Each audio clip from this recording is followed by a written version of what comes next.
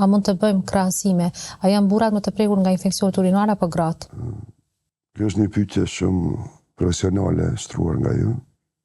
Incidenca mes raportit burra dhe gra të femrat është 9 edhe herë më e madhe se sa të meshkujt.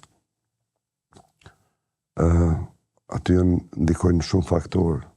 Një ndër ta është anatomia, domethënë zora trash, kanali vaginal dhe uretra janë shumë afër, edhe uretrat e femrat është shumë e shkurt, shkak anatomisë. Gjithmonë domethënë ekziston mundësia infeksionit prej zorës trash te kanali vaginal prej kanalit vaginal në uretër. Ndikon pastaj kushtet higjienike, pastërtia ndikon shumë, sidomos në zonën urogenitale, ndrimi i partnerëve, kontakti seksual, edhe këto janë një ndër faktorët kryesorë që ndikojnë atë. Po, në përvojën tuaj të përditshme me pacient, kur kemi raste të tilla, cila është arsyeja kryesore e këtyre infeksioneve? Cili është ai faktori që i krijon këto infeksione? Si shuseka, apo janë të zakonshme? Se ato faktorë që i përmenda më herët, ato janë, po kur vinë pacientët gjithmonë, me thonë e marrim anamnezën, e pyesim me çfarë simptome ka, a ka pas smundje të mëhershme, a ka smundje kronike që përmenda diabetin, a ka bëu ndonjë ekzaminim të mëhershëm, a ka bëu analiza të urinës, ultrazon, rentgen e këtu, edhe pacienti nëse i ka bëu, na jep dokumentacionin e shiqojmë, por nëse nuk i ka bëu atëherë duhet me shku një farë protokolli është do të thotë që për me orë deri te diagnoza.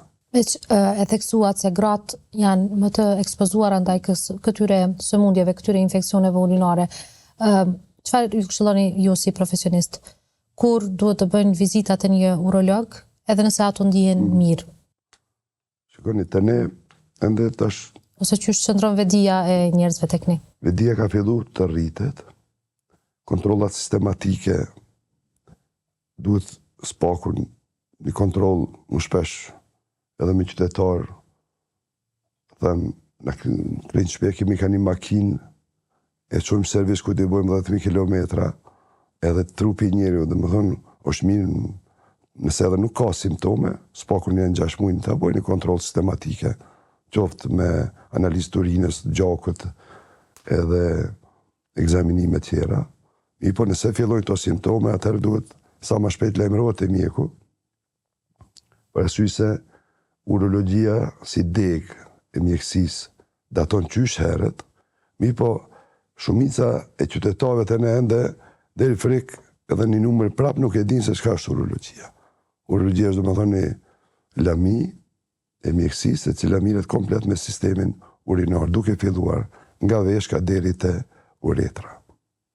Prandaj rritja e vedijes qytetare në këto raste ka filluar më rrit, po çdo lajmërim sa më i hershëm te mjeku, edhe çdo diagnostifikim sa më i hershëm, atëherë edhe patologjia do ta mposhtin.